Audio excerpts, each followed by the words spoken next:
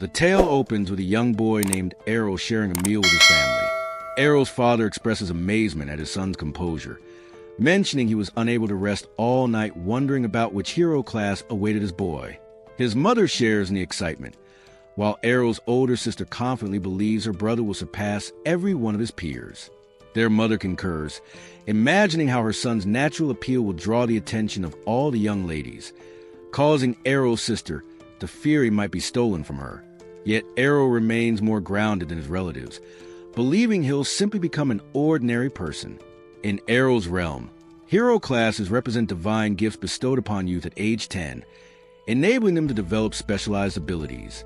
When the blessing ritual commences, students assemble at school where a priest initiates the ceremony with the first child, placing his palm on the boy's head. The child immediately witnesses visions of flames and forged tools, revealing his destiny as a blacksmith. The youngster returns to his father filled with happiness, and the priest continues with the remaining pupils. When Errol's moment arrives, his sister declares he'll surely receive an extraordinary blessing. He approaches the priest while his family celebrates. Onlookers murmur with jealousy about Errol, anticipating he'll obtain elite classes like his parents, Farah the Sword Princess and Leon the Archmage. As Errol nears the priest, he shuts his eyes and concentrates, yet perceives nothing. The priest expresses shock at discovering no blessing, and declares Errol an uncommon case of hero without class. Errol's family immediately loses enthusiasm, feeling deceived and believing his destiny is destroyed as someone without talent. The following day finds Errol practicing basic sword techniques. His parents promise they won't cast him from their home, while Errol insists he's managing well and refuses to become a burden. His sister vows continued support. Observing his family's worry, Errol reminds him he's always studied swordsmanship under his mother's guidance, so he remains capable despite lacking a class, though he privately considers his mother a poor instructor since she consistently overwhelms him during practice with her remarkable power. Following his explanation, Errol's mother feels pleased by her son's wisdom, while his father believes he might secure genuine employment. Growing weary of his family's excessive attention, Errol departs for training.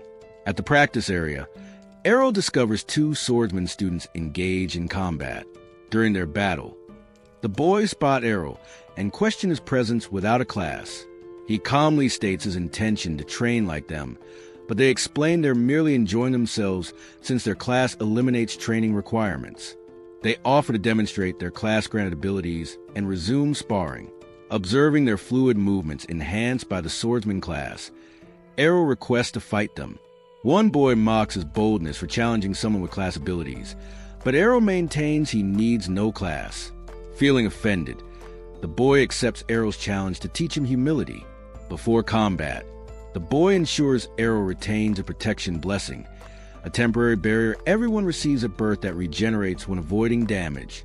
Errol confirms he won't perish from the boy's enhanced attacks and tells him to prepare. Angered by continued provocation, the boy charges Errol and strikes, but Errol easily deflects his amazement. Errol then evades another attack before trapping the boy in a parry. The boy's companion assumes he's playing and urges him to end the match, but he explains that Errol proves more challenging than expected. As they exchange parries, the boy realizes he cannot defeat Errol alone, so he cheats by requesting his partner's assistance. The second boy attacks from behind, but Errol senses the assault and dodges. Watching the boys argue, Errol recognizes their class doesn't aid teamwork, and he moves to defeat them both. The boys notice his approach, but Errol suddenly disappears before emerging beneath one and delivering a knockout punch to his jaw. As his teammate falls, the remaining boy rushes at Errol but trips over his friend, allowing Errol to knock him unconscious as well. With both boys down, Errol calmly declares victory. They grow angry, claiming he attacked while the defenses were lowered. When they demand a rematch, Errol readily agrees. Before the rematch begins, another boy warns him against it, noting they cannot make weak excuses for battlefield failures.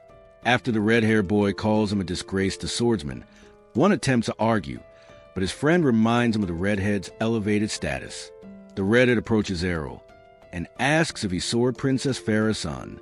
Upon Errol's confirmation, the boy compliments his solid swordsmanship training from his mother. However, He reminds Errol that his defeated opponents were merely inexperienced children. Drawing his sword and pointing it toward him, he challenges Errol to genuine combat, declaring he'll prove the swordsman class's true strength.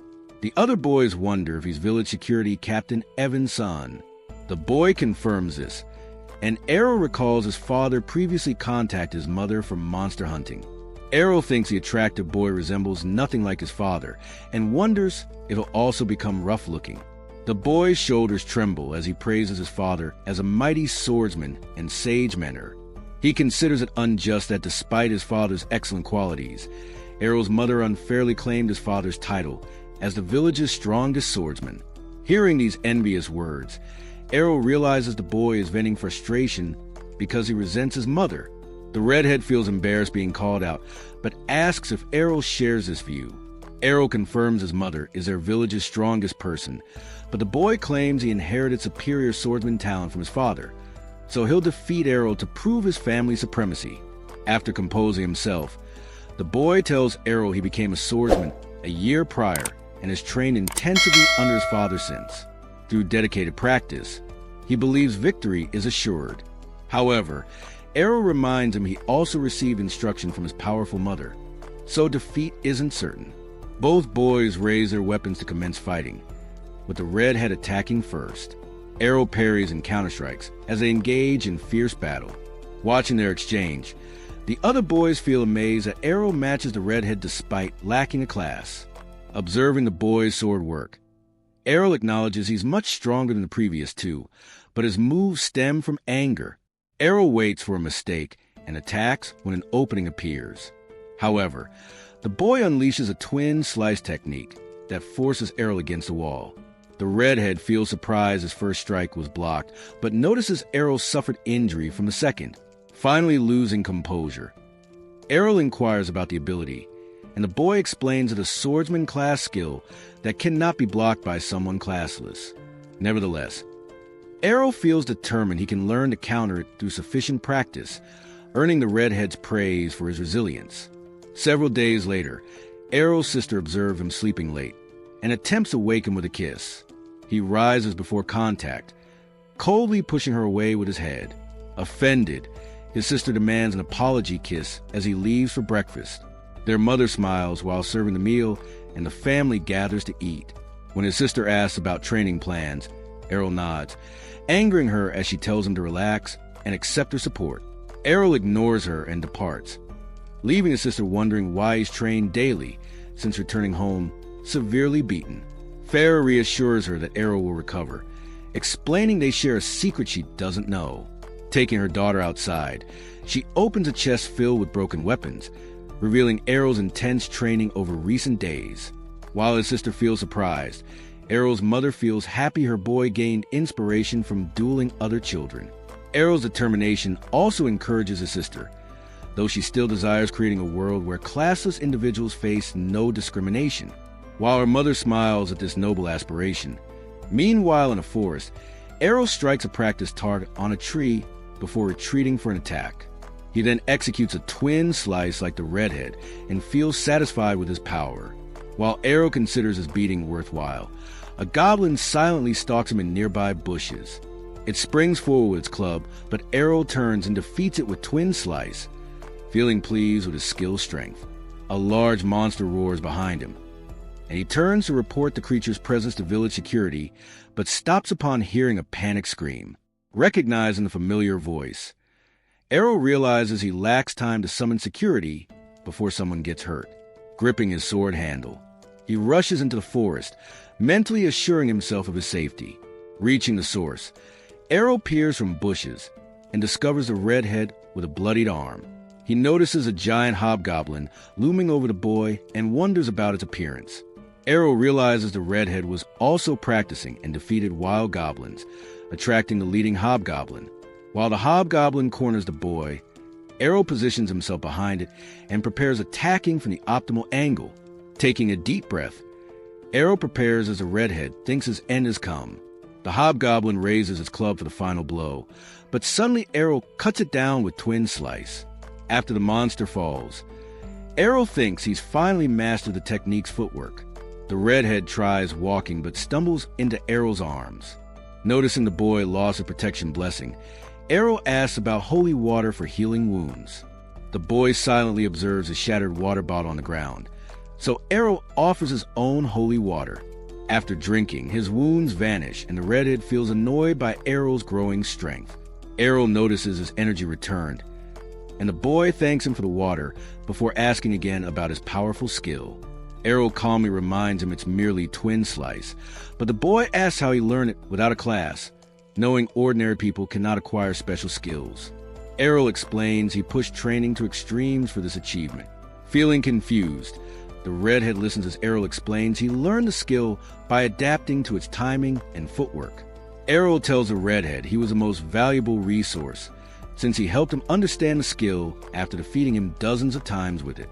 While the boy feels overwhelmed by this information, Errol reveals he's been perfecting the twin slice skill to defeat him in their rematch. Impressed by Errol's dedication, the redhead accepts the rematch challenge. When Errol asks if he's certain, the boy says it's the least he can do after being saved and healed. Errol feels surprised he knows how to repay favors, and the boy feels insulted by his low expectations. Soon both boys prepare with their swords and begin dueling with simultaneous twin slices. Feeling shocked that Errol blocked both strikes, the redhead gets hit by a surprise attack. Wondering what happened, Errol explains he added a third slice. The redhead reminds Errol it's called twin slice, but Errol explains that lacking a predefined class skill, he can shape his technique however he chooses. He reveals this was his first successful use of the third strike, leaving the boy more frustrated. The redhead believes a swordsman's skill shouldn't lose to anyone, so Errol offers to prove otherwise in another match. Both boys raise their sword again and the redhead calms down, thinking his speed advantage over Errol. As both unleash twin slices, the redhead watches for Errol's third slice. However, the third slice's speed still catches him off guard and knocks him down despite blocking it. Errol points his sword at the defeated boy, telling him this result was expected. When the redhead asks why his third strike is so fast, Errol explains he learned this trick from him as well.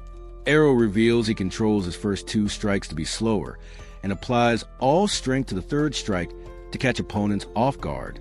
Feeling completely outmatched, the redhead grinds his teeth in defeat as Errol walks away victorious. Several days later, during family dinner, Farah reveals that Evan's son has departed to train at Brescia. Surprised by this news, Errol asks what Brescia is, and his mother explains it's a city of swords. She tells him she trained at a guild there before marriage, and Errol feels excited to visit the city and explore his full potential as a classless hero. 5 whole years go by after that day, and our main character finally decides to leave home and head to Brescia, a kingdom famous for its sword fighting. Both his mom and Captain Evans learn their skills in Brescia, and Errol wants to become the absolute best, just like they are. On his journey, he meets a few strangers who join him on the cart. 2 of them are really skilled swordsmen. One guy is a barbarian-type fighter, and the woman is known for fighting with 2 swords at once. They both want to improve their skills in Brescia too, but they keep arguing and can't seem to stand each other. The cart driver tells them to calm down since they're all heading to the same place, but the guy is really sexist and keeps telling the woman she should go back home to cook. Before they can argue anymore, the driver suddenly yells at them to grab their swords because they got trouble ahead and sees a whole group of orcs, led by their massive leader, blocking the road. They clearly don't plan on letting anyone pass alive. 2 kids in the cart get scared and beg the barbarian guy to protect them. But the barbarian turns out to be a total jerk and coward who says he's not risking his life for strangers, and he jumps off the cart and runs away. The woman follows him, saying everyone needs to look out for themselves in this world. The cart driver gets worried, wondering if he can outrun the orc horde with his cart full of passengers. But before he can try anything, Errol quietly gets down from the cart and starts walking toward the monsters. The driver tells him to back off and run for his life, but Errol just ignores him and rushes toward the first orc, stabbing it straight through the heart. The driver is amazed by his incredible speed and accuracy, while Errol keeps using a teleport-like dash move, disappearing and reappearing in front of different orcs, taking them down one after another. Unfortunately, he ends up surrounded by orcs on all sides, which means he can't use his dash move anymore. But to the driver's shock, Errol uses a legendary move called the blade dance, where he spins around in a circle, cutting down everyone around him all at once. The cart driver can't understand how Errol can use that skill, since it's only supposed to be used by female swordsmen with the Sword Princess class. But Errol doesn't care about traditional gender rules, so he runs toward the orc leader, dodges its attack perfectly, jumps on top of it, and drives the sword deep into the orc's skull, killing it instantly. He finally walks back to the shock driver and tells him they can continue to Brajan now. When one of the kids asks what class of swordsman he is, he simply says he doesn't have any class, which completely shocks everyone. He remembers how 5 years ago when he showed his mother a new twin blade skill he learned. She thought she was seeing things. But when Errol told her he's training to copy any skill he sees, she became extremely happy and promised to teach him all the skills from the Sword Princess class. Back in the present, the driver wakes him up and tells him they've arrived at Braja, the land of swords. Errol gets off the cart and sees the town center packed with people who all have swords on their belts. Errol turns to the driver and asks if he's an advanced swordsman. At first, the driver says he's just a cart driver, but Errol knows that only skilled swordsmen could recognize the moves he was using. The cart driver admits he's from the Holy Knights class, which is pretty impressive, but he got tired of fighting all the time. So he sometimes just relaxes and pretends to be a normal driver. The Holy Knight realizes this is probably Errol's first time in the city and tells him he needs to find a guild first, because without one, he can't fight in any tournaments. And in this city, fighting and winning tournaments is the main way swordsmen prove they're good and make money. Errol says he doesn't care about money. He just wants to fight the strongest swordsman this place has. The driver warns him to watch out for toxic corporate guilds because they can drain your soul and not in a good way. With that, the driver leaves while Errol walks into the city, looking at all the different people advertising their guilds, higher members, and swordsmen lining up to try joining the better guilds. On the way, he accidentally bumps into a blonde girl who immediately clings to him, telling him she's from a famous guild and wants him to join. Errol immediately gets suspicious because she seems really desperate for members, so he refuses. But the girl won't leave him alone and keeps bothering him to join their guild over and over. But Errol isn't easily swayed and keeps refusing. He asks her which guild is the strongest around here, and she reluctantly tells him the Shadowblade Guild is one of the strongest right now since it has 8 different classes of swordsmen. He asks for directions and immediately heads toward that guild. He gets stopped at the entrance by a guard who directs him to the reception desk for testing. At reception, he finds a huge line of young swordsmen hoping to get into the famous guild, which makes Errol excited too, wondering what kind of amazing people he'll have to fight. But when it's his turn to register, the receptionist laughs at him for being classless, saying only people with advanced swordsman classes can apply for the guild trials. Errol insists he can pass their tests, but the receptionist refuses to register him, feeling disappointed. He decides to leave when he sees 3 ranked swordsmen enter the hall who get treated like celebrities. He doesn't really care about all that attention though, and turns to check out other guilds. But one by one, every guild rejects him because he doesn't have a class. Tired and frustrated, he goes back into the city and takes out a letter his mother gave him, telling him to find her old guild since they would definitely help him. He wonders if his mom knew he'd have this much trouble, but he's thankful anyway.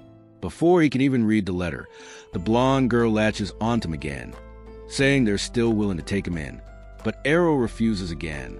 She literally starts begging him to join, asking him to do it as charity, and points at a beautiful guild house, claiming it's hers.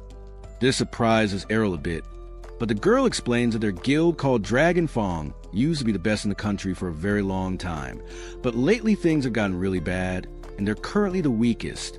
But she wants to bring it back to its former glory. The name Dragon Fong suddenly sounds familiar. He remembers his mom once told him about her guild leader who was a dual-wielding swordsman and named the guild Dragon Fong after a special move. He decides to go in with her, which makes her really happy. But the moment they enter the room, he finds an old drunk man with only one arm lying on the couch.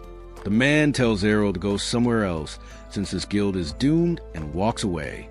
The girl tells him that's her father, who used to be the second best swordsman in the city, but ever since losing his arm, he's never been the same. Errol surprises her by saying he still wants to join the guild. This makes the girl really happy, and she quickly writes up an agreement, which Errol fills out and hands back to her. She reads it and asks why he left the class section blank.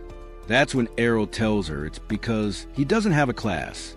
The girl snaps and pulls out a sword, saying she thought he might be an advanced class swordsman since he was acting so hard to get. But before she can say more, the door opens and a red-haired beautiful woman named Ray enters the room. The girl immediately runs to her, crying that this classless guy tricked her into joining the guild. This gets Ray's immediate attention, and she looks at Errol, saying she never thought she'd see him here. Errol is confused and asks how she knows him. Ray looks surprised, saying they were from the same village and trained together. That still doesn't ring any bells for him, but finally he realizes that the red-haired boy he fought so many times when he was young was actually a girl.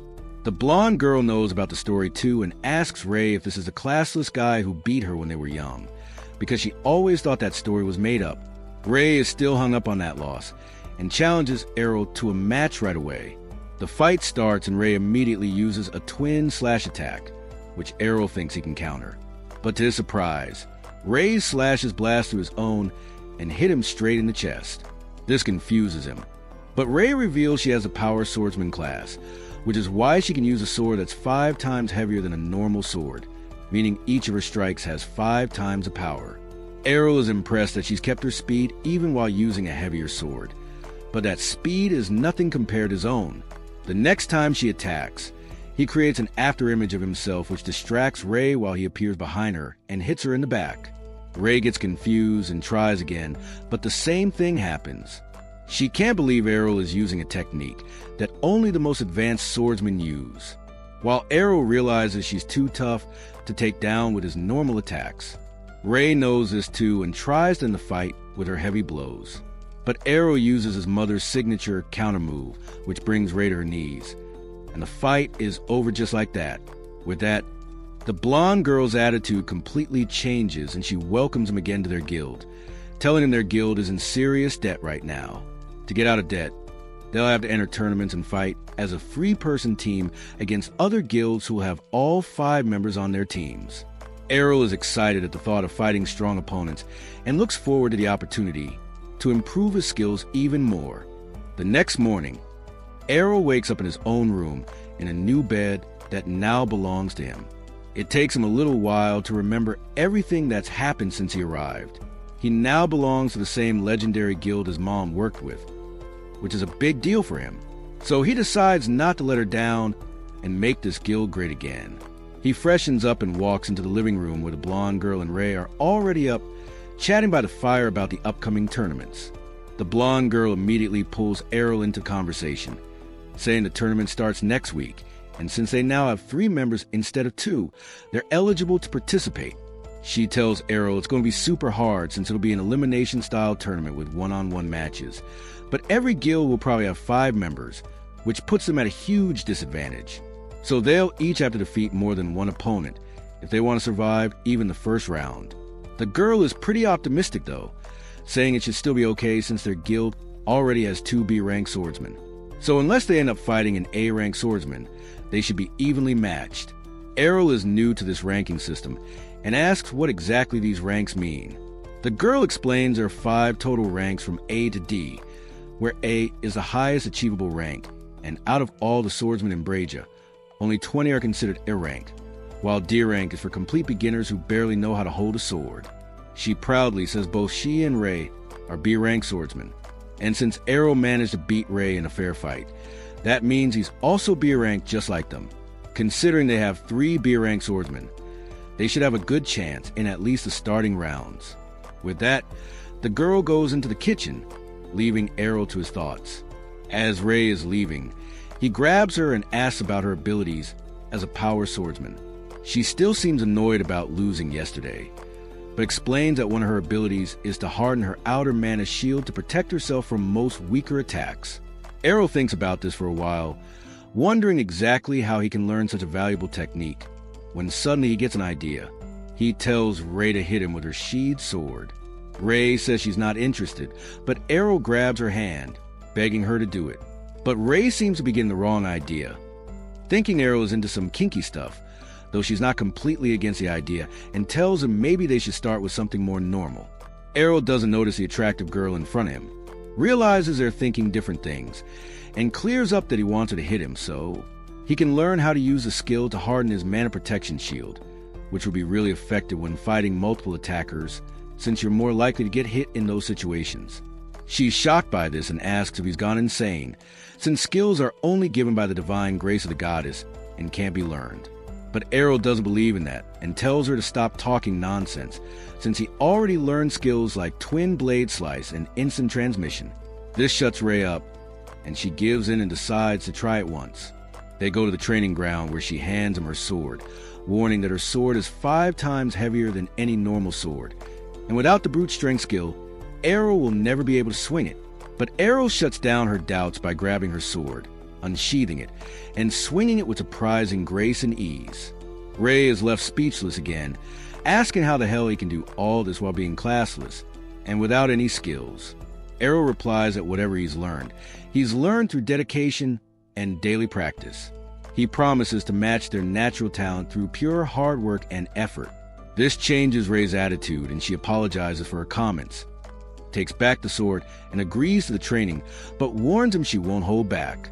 Errol agrees and tries to flirt, but that moment has passed and the woman smacks him in the face with her sheathed sword.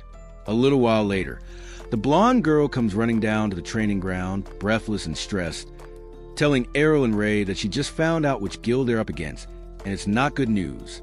She tells them the team they're facing is none other than members of the top guild, Blackblade, with his over A-ranked swordsman led by their leader, Geo, who's known to be as vicious as a snake. But the girl has no plans of backing down and gives them a fiery speech, saying they'll do their best to defeat their opponents. She then looks down at Errol, who's on the ground after being beaten by Ray during the training session. The girl asks if Errol is dead, but Ray says they're just doing special training. But the girl thinks Ray is just taking out her stress on the new guy. Errol finally gets up saying he's hungry after getting beaten up so much and wants some food. A week flies by during training, and finally the day of the competition arrives.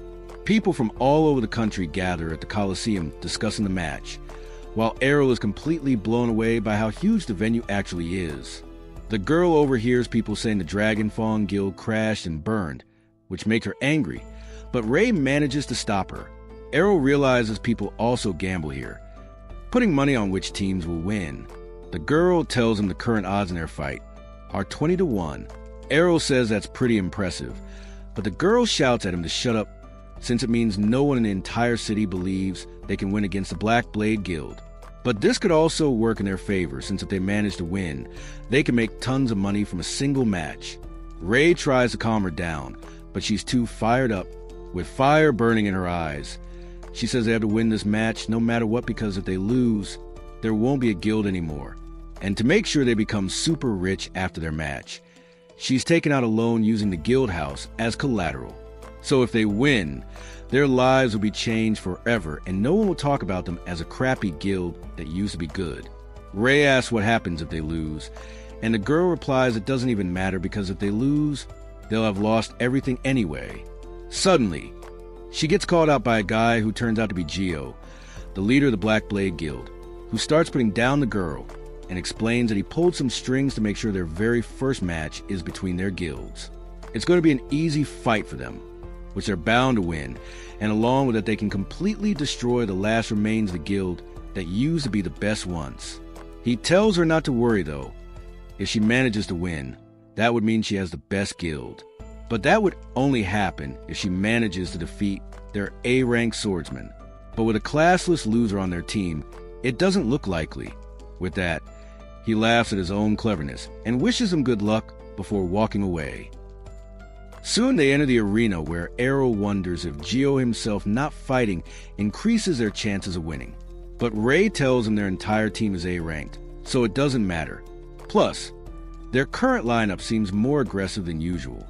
Finally, the time for battle arrives, and the announcer introduces the contestants from the Black Blade side. A green-haired boy with a fencer class is sent forward, who arrogantly declares he'll defeat the entire opposing team.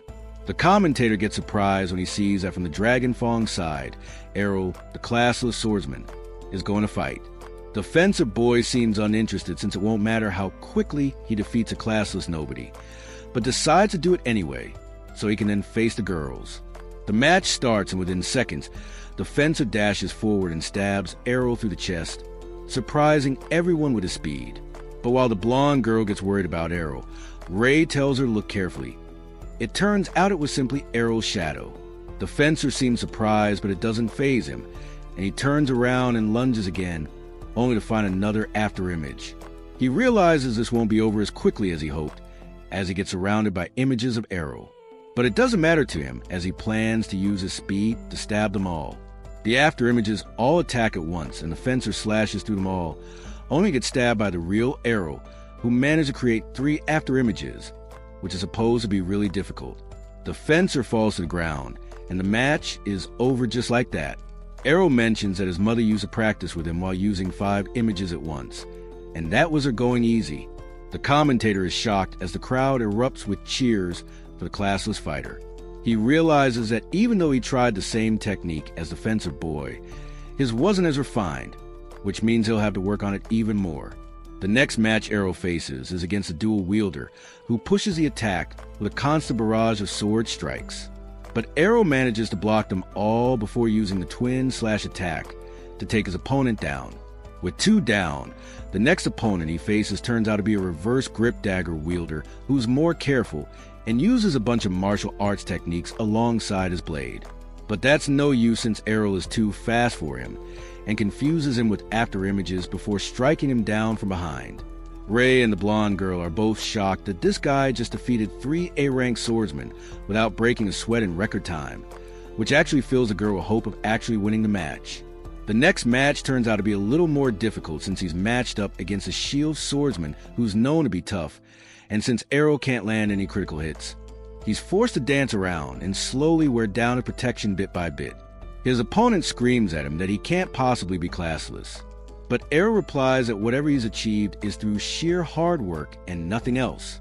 The big guy tells him hard work won't take him far when up against natural talent as he rushes forward with his shield bash skill, but Errol manages to use one of his mother's signature techniques, foresight. He predicts his enemy's movements and manages to kick the shield down. With that, he uses a technique he learned from his last opponent, the martial arts guy, and kicks the brute in the stomach. He then picks up the shield and starts moving forward. The brute gets enraged and tries to attack, but Errol manages to parry before dashing forward and using the same shield bash to destroy his opponent. People start rioting and calling him a liar who isn't revealing his rank in class. So the organizers bring his class ID to the magic crystal ball and broadcast live that he indeed is classless. With that cleared up, the next opponent is announced, and this one seems different. This swordsman is named Masamune, and he's from the samurai lineage in the east with a curved sword called a katana. Before Masamune even takes his sword out, Errol senses danger and gets ready, knowing this fight won't be as easy as the others. He realizes Masamune is planning to use his ultimate skill, and like a snake is waiting to strike. But Errol is curious, so he moves forward, putting himself in danger. The moment he enters the swordsman's range, Masamune whips out his sword toward Errol, but somehow Errol is faster and disappears behind him. Masamune is shocked, but Errol tells him he's genuinely the fastest person he's seen in the city. But unfortunately for him, his own mother was much faster, so he's used to it. With that, he uses the sword princess's ultimate skill, stabbing his enemy multiple times and defeating him. With that, everyone is shocked into silence as the supposedly weakest member of the weakest guild just completely destroyed the strongest members of the strongest guild. Errol walks back toward Ray and the blonde girl, feeling content that they should have earned enough money to keep the guild going. That evening when they return to the guild house, they immediately start celebrating with drinks all around. Errol is still shocked that the blonde girl is old enough to drink, but she says she's a grown woman even if she looks a little small. She still can't believe Errol single-handedly defeated 5 A-rank swordsmen from the best guild in the country all alone. She decides she must try to win him over since he's her ticket out of poverty and obscurity. She tries to propose marriage, saying she can fulfill all his desires, But Errol is a true independent person and rejects her outright, saying he prefers someone like Ray instead. This immediately makes Ray blush as she gets up from her seat, yelling at Errol to stop saying stuff like that just because he wants to turn the blonde girl down. But Errol is seriously considering it. He asks why she would think he's making fun of her, and she replies that when they were young, he called her a man during their sword fight. She says everyone who's met her has said she has no feminine charms. But Errol can see two big feminine charms right there in front of him and disagrees. The blonde girl realizes Ray has absolutely no idea what her biggest strengths are and how she could use them, so she doesn't really need to worry about her. With that, she starts rubbing Errol's legs, saying he must be tired from all the fighting during the day, and tells him to meet her in the bedroom. Ray immediately gets embarrassed, telling the girl to stop saying weird things. But the girl smiles slightly, saying she's just going to give him a well-deserved massage after a tiring day. To her surprise, though, Errol says he'd rather have a massage from Ray. His idea of a massage is getting pounded by Ray in the training ground as he tries to master the reinforcement magic that Ray uses so easily thanks to her class and skills. The blonde girl watches from the balcony, wondering if Errol has any idea what a massage actually is. The constant noise ends up waking the girl's father, who comes down to the training ground completely hungover, complaining about the noise, saying they don't need to take out their frustration about losing the tournament before it even began in the middle of the night. The girl tells him they actually won their match, which was against the current best guild. This grabs his attention, but he thinks the Black Blade must have sent their B or C rank newbies as cannon fodder. But the girl surprises him even more by saying all their opponents were A rank, and not only that, but Errol defeated them all on his own without any help. This shocks her dad out of his hangover as he looks at Errol, bruised and battered, wondering if this kid is really that strong. The girl says she made a bunch of bets, and because Errol swept the enemy team, she hit the jackpot. And now not only are they out of debt, but they also have enough money to cover their operating costs. Her dad isn't so optimistic though, saying if by some luck this kid is actually that strong, he'll soon get recruited by bigger, more influential, and richer guilds, so she shouldn't get her hopes up. The girl tells him not to worry about that since she's going to marry Errol, which means they'll be bound for life. Errol announces he's not going to do anything like that, but soon turns his attention to her father, saying the girl might be stubborn and silly, but at least she's not a loser who gives up on everything. This is clearly a dig at the girl's dad, who looks at him dangerously, but Errol doesn't get the hint and continues, saying he should stop moping around and start acting his age since he still has one remaining hand and can wield a sword in that hand. This triggers her dad, who immediately grabs Errol by the collar, telling him to avoid talking about things he doesn't understand. He tells Errol that a dual-wielding swordsman who can't dual-wield is nothing but worthless. Errol says he doesn't agree since he himself is a classless swordsman who's still competing and try to rise in this world. With that, her dad pushes him away and walks back upstairs. The girl and Ray immediately come to Errol's side, asking if he's okay. The girl apologizes for her dad's behavior while thanking Errol for speaking up. Errol says even after losing his arm and being washed up for so long, her dad is still incredibly strong, and it's a waste that he's refusing to use his incredible strength and experience. He thinks to himself about all the cool skills he could learn from a dual-wielding swordsman and promises himself he'll motivate the girl's father, Rod, to take up the sword again. The girl hears about his desire to learn new skills and suggests he take on some of the dungeons near the city. Errol has no idea what dungeons are, so Ray tells him dungeons are underground caves where monsters spawn by the hundreds and the entire place is full of traps, making it one of the best places to learn new skills and level up with more real-life battle experience, which will help them during the Sword God Cup.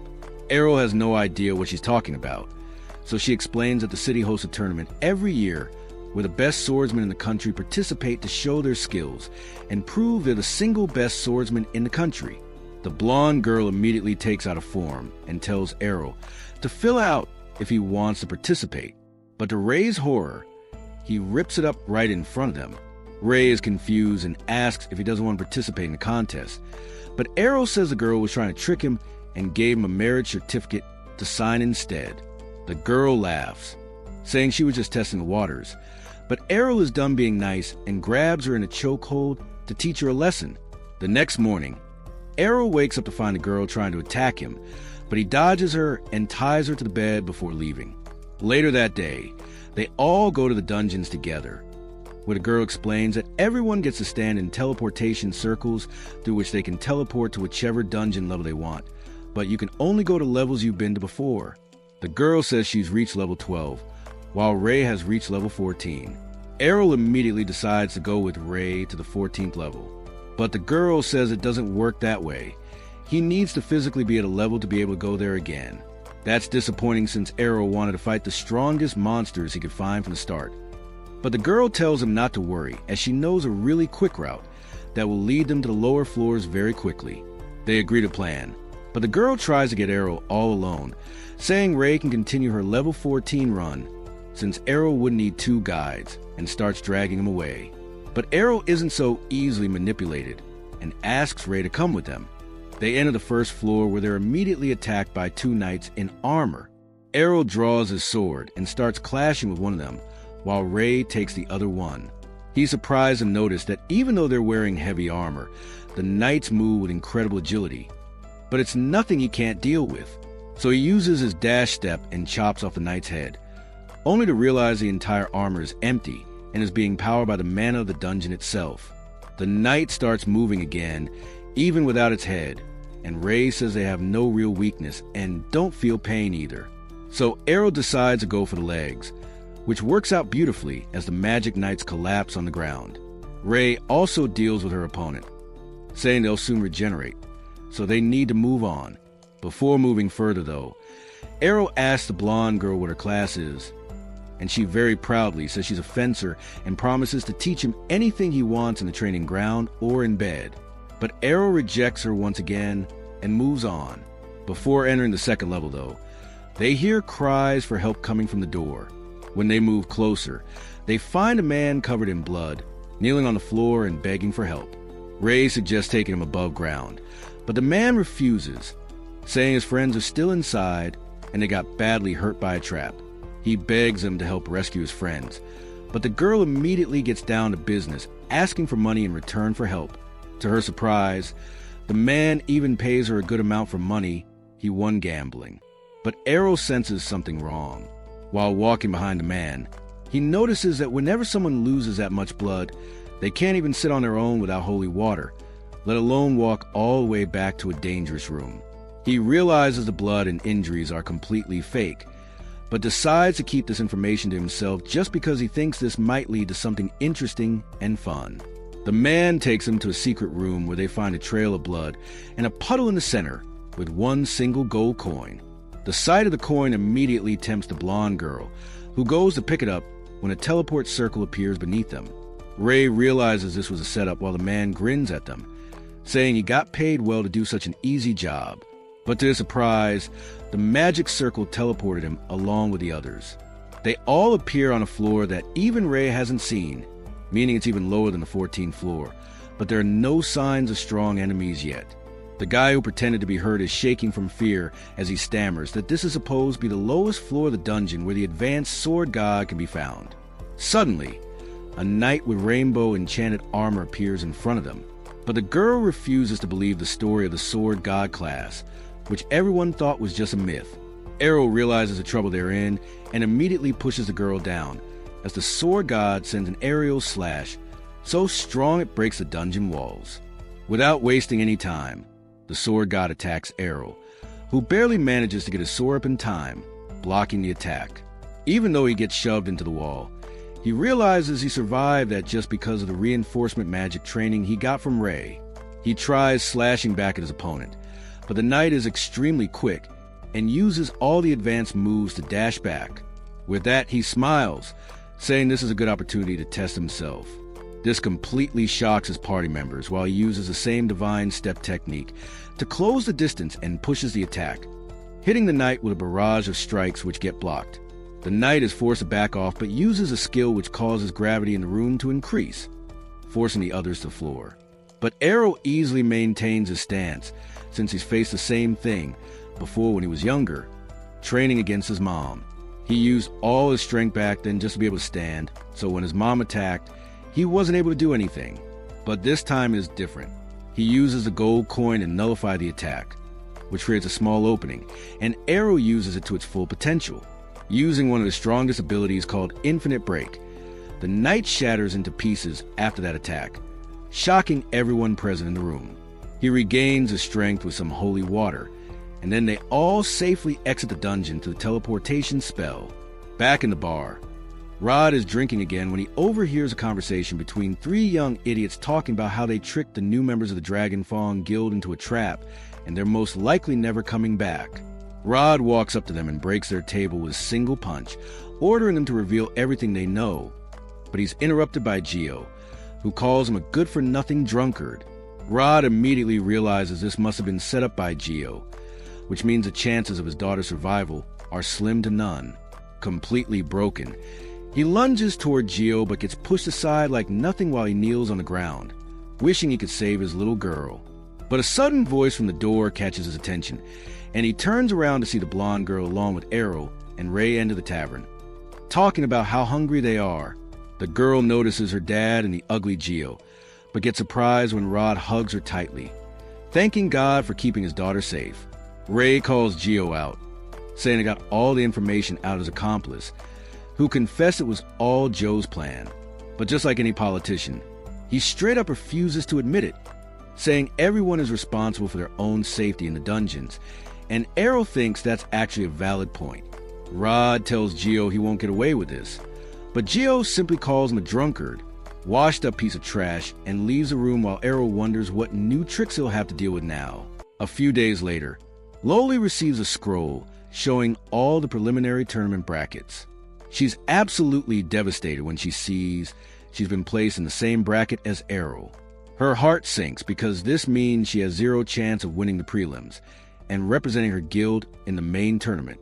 Errol doesn't really understand how the prelims work, so Ray explains it to him.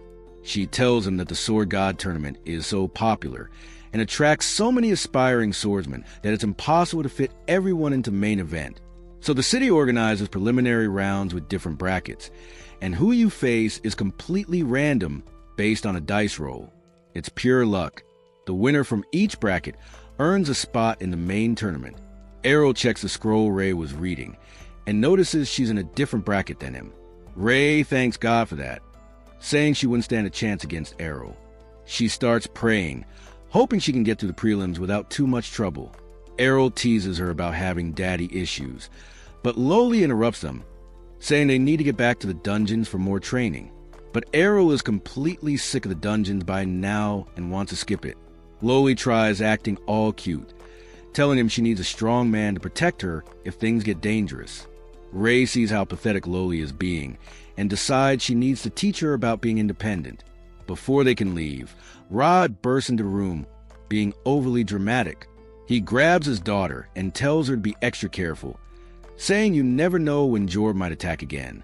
Loli can see the genuine fear in her dad's eyes, so she seriously agrees to stay safe before heading out. Rod turns around and catches Errol silently judging him. Rod says he still has time to get his act together and be a better, more protective father.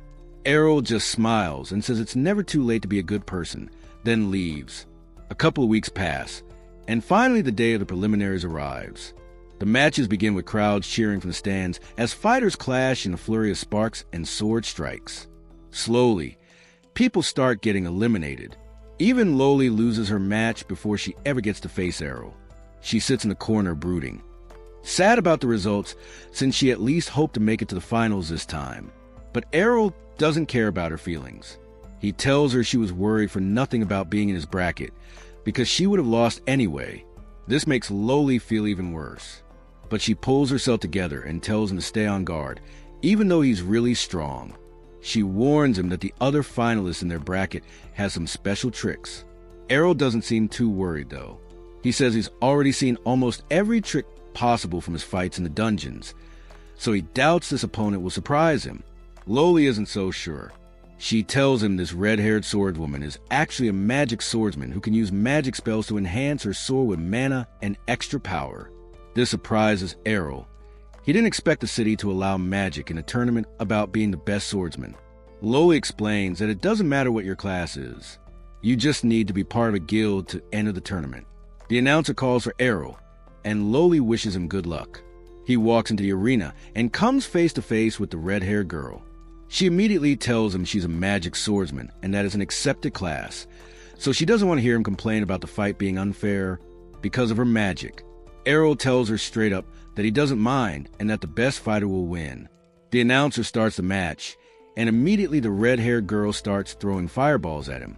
Errol dodges like he's in the Matrix, avoiding the attacks one by one while deflecting and slashing through the rest.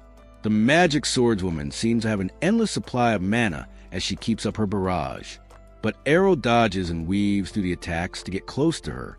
He tries to strike her down, but she manages to block while using another fireball to push him back. Errol starts getting a sense of her fighting style and comments that it must be pretty convenient to switch between close range and long range attacks at will. She brags about being gifted and says a classless loser like him could never beat her. But Errol replies that she's not a master of either discipline, even if she knows the basics of both. This really pisses her off. She promises to make him eat his words as she uses her magic to cover her blade in fire, creating a flaming sword. She claims only a true magic swordsman can wield something like this. She swings her sword and the flames chase after Errol. He calmly sidesteps and slashes back at it. But even he's having trouble predicting where the next attack will come from because of her wild, unpredictable movements. He acknowledges her talent, saying she must have practiced quite a bit. But then he stands perfectly still and absolutely schools her on what real mastery looks like. He starts deflecting her flame attacks without moving an inch from his spot. He says that if her basic swordsmanship was better than Loli's, she could have been so much more effective and dangerous. But at this level, she's barely better than NPCs. This completely embarrasses and humiliates the girl. As she loses her cool, Errol takes advantage and sends a twin slash her way, which completely extinguishes her flames. She's shocked. Before she can even process what happened, he uses his blink step technique to appear behind her and hits her in the head with his sword's pommel, knocking her out cold. The crowd erupts with cheers as the judges announce Errol as the winner of the fourth block. But all he's thinking about is how to master and use the skills he just saw this girl demonstrate. A few days pass, and finally the day of the main tournament arrives. Loli goes back to the guild house to wake up her father. She insists he watch the tournament with her, so they can cheer on both Errol and Ray, who both won their blocks and made it to the main tournament. Her father doesn't even open his eyes. He tells her to go by herself because he doesn't really care about it. Loli tries to provoke him, asking if he's scared he'll see Jorg there. Rod immediately gets triggered, saying he's not scared of Jorg. But then he calms down. In a vulnerable moment, he tells his daughter that he tried picking up his sword yesterday and realized he's so rusty at this point that he might not even be able to win the Sword God tournament anymore. This pisses Loli off big time. She couldn't even qualify in the prelims, let alone dream about winning the Sword God tournament. And here he is calling himself rusty. She tells him he should think about how he can still match the fighters in the tournament finals, while other swordsmen who train their entire lives can't even qualify for the first match. Finally, Rod agrees to go. On the way to the stadium, he thinks about how he used a trained Ray when he still had both arms instead of being a one-armed mess. He thinks warmly about those moments and wonders how Ray will perform, since she's his oldest student and he feels really connected to her. Back at the tournament, Ray seems to be losing her nerve. She's shaking her legs anxiously, staring at the ground. She gets jump scared by Errol, who asks if she's scared they might face each other in the very first match. This makes her forget about her fears as she tries to hit him. But Errol catches her punch just as the judges announce that the first match will be Jorg, the defending champion, against Errol, the classless phenomenon who's been surprising everyone with his undefeated run. He gets up to leave, but Ray grabs his hand and wishes him good luck. Errol walks into the arena where Loli calls out to him, telling him to kick Jorg's ass and tear him into 64 pieces. But the moment Errol sees Jorg walking out into the arena, he immediately realizes something is very wrong. Jorg's eyes have turned purple, he's grown fangs and a horn.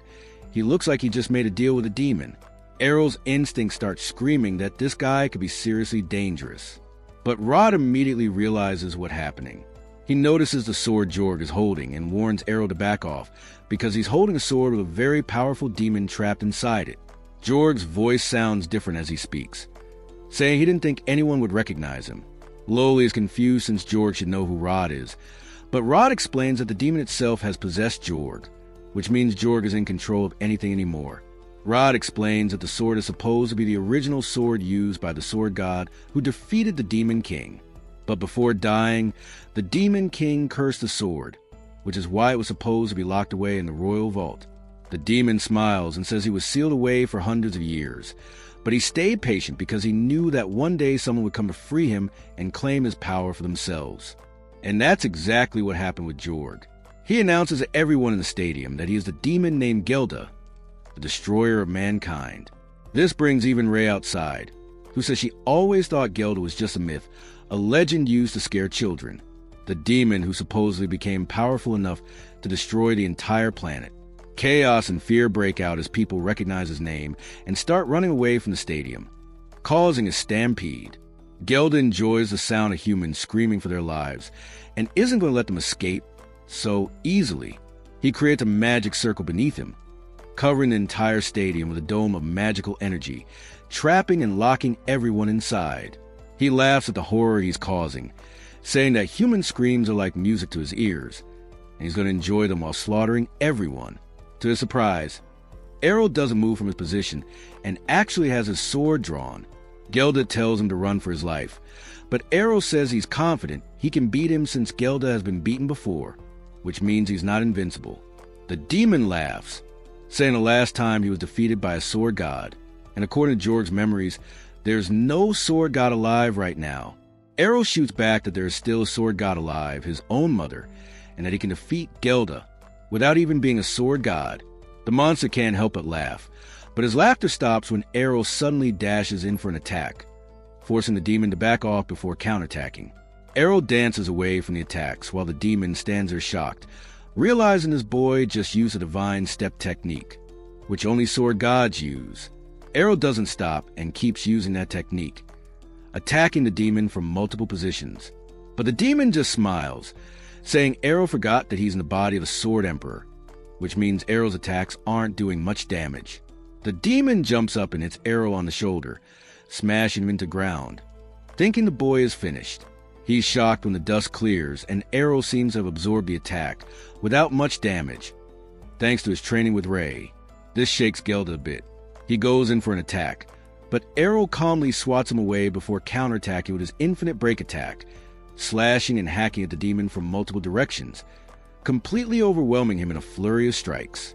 This triggers Gelda's PTSD, because he has no doubt that Errol is using all the attacks of a sword god, but he can't believe a mere boy could be a swordsman at that level.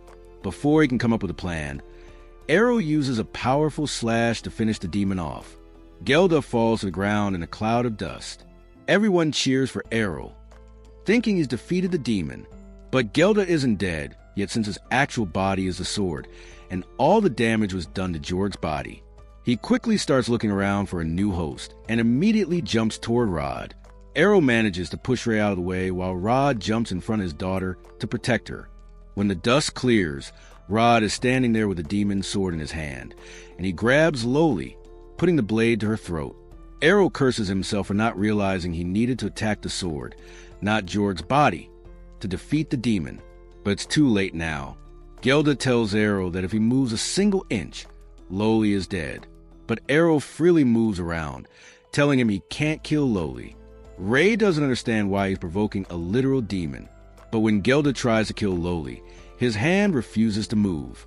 Errol explains that Rod is much stronger than Jorg ever was, so possessing him won't be that easy.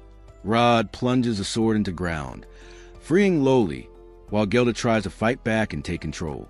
But Rod is too strong for him, and manages to free himself from the demon's grip. He throws the sword at Errol, who slashes it to dust, killing the demon once and for all. But that's where this video ends. Remember to like and subscribe to the channel. Thanks for watching, and I'll see you next time.